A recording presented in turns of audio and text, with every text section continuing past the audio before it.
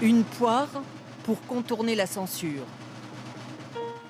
1831, le roi Louis-Philippe interdit qu'on le dessine alors. Il devient l'homme à la tête de poire sous la plume d'un caricaturiste, Honoré Daumier. Pour avoir croqué le souverain en Gargantua, volant l'argent du peuple, Daumier est jeté en prison, 6 mois. C'est à cette époque, dans la Résistance, que la caricature gagne ses lettres de noblesse. Dans le sillage de la Révolution, la France de la Belle Époque dénonce l'emprise de l'Église sur la société avec l'assiette au beurre. 1901, un travailleur botte le derrière d'un Jésus au pied de la croix. On les appelle les bouffeurs de curés. Certains changent même les paroles de la Marseillaise pour la cause de l'anticléricalisme. Aux urnes, citoyens, contre les cléricaux. Et finalement, en 1905, la loi consacre la séparation de l'Église et de l'État. La laïcité fonde désormais la République. Les corbeaux. Et dans la République, quel que soit le tragique des événements, une tradition s'enracine dès 1915 avec le Canard enchaîné, rire de tout.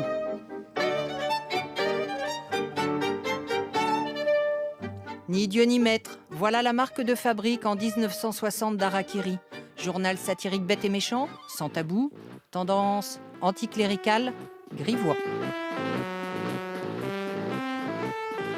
La mort du général de Gaulle en 69, cela donne balle tragique à Colombey en une. C'est la fin d'Harakiri, mais il renaît sous le nom de Charlie Hebdo.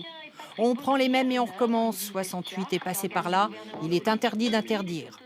Charlie Hebdo, c'est alors l'insolence en toute liberté, ce qui fait dire à Cabu en 1981. L'Église est moins présente, l'armée c'est le dernier tabou, je crois. Dans les années 70-80, on s'autorise à rire de tout et de tous. Et puis qu'est-ce que c'est que ces Portugais qui viennent retirer le pain de la bouche à nos Arabes? Rire du racisme, avec Coluche. J'ai pris le parti de rire systématiquement de tout ce qui n'est pas drôle. Comme disait Himmler en quittant Auschwitz pour aller visiter la Hollande, on peut pas être à la fois au four et au moulin.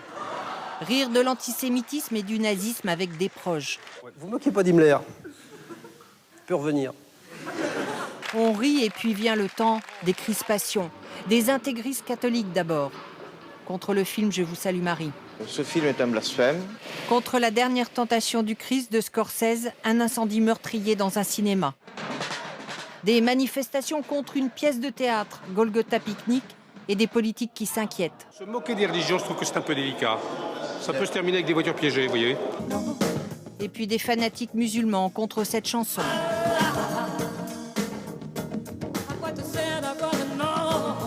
Menacée de mort, Véronique Sanson renonce à la chanter.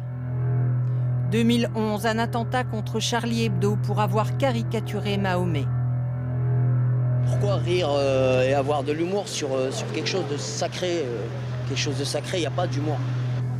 Au nom du sacré, le 7 janvier 2015, 2 intégristes assassinent 12 personnes dans les bureaux du journal satirique.